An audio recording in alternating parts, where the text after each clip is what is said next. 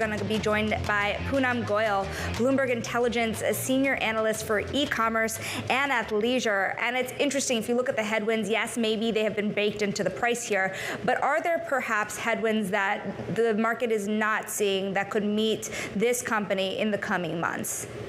Sure. I think, what we really need to focus on here is the product.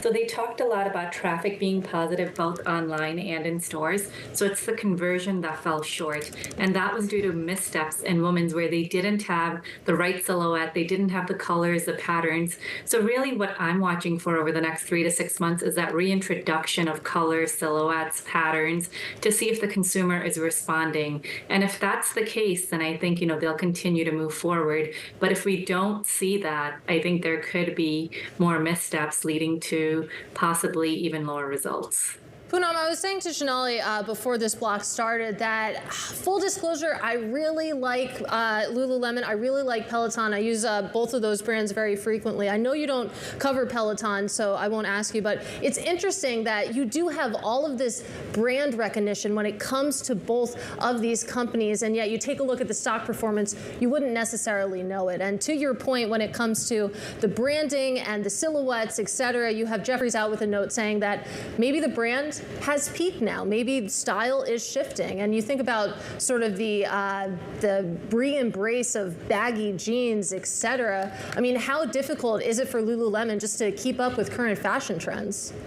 Well, they're trying, right? So they're trying to go beyond that Align legging, right? They're introducing baggier fit, more casual fit in men's and women's, and it's going to take time. That's not what Lululemon is known for. They're known for that wear to the run.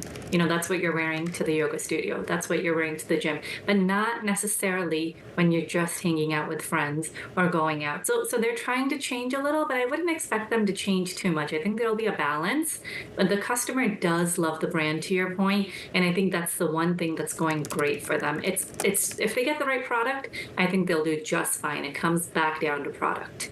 Very hilarious that you say that, because I was just telling Katie that my spending power has moved, and I love Lululemon as well, from Lululemon leggings to cowboy boots this year. But at the end of the day, another thing that I'm interested in here, you had Lululemon, for example, invest in different things, right? Like footwear. But at the same time, you see brands like Abercrombie and Fitch also moving into that athleisure category. Are they just facing more competition for this lifestyle brand that is attracting attention elsewhere? Yes, so definitely there's more competition in the competitive landscape. But that said, I would also say that athleisure is growing as a whole globally too, right? Whether it's international or here, more people are more active. They are going to the gym more. They are spending time outdoors more. So it's a category where everyone can gain share, but competition will be tougher as everyone, not just Abercrombie, but even the Amazons, the Walmarts, the Targets, Alo, you name it. It's coming from everywhere, high to low end.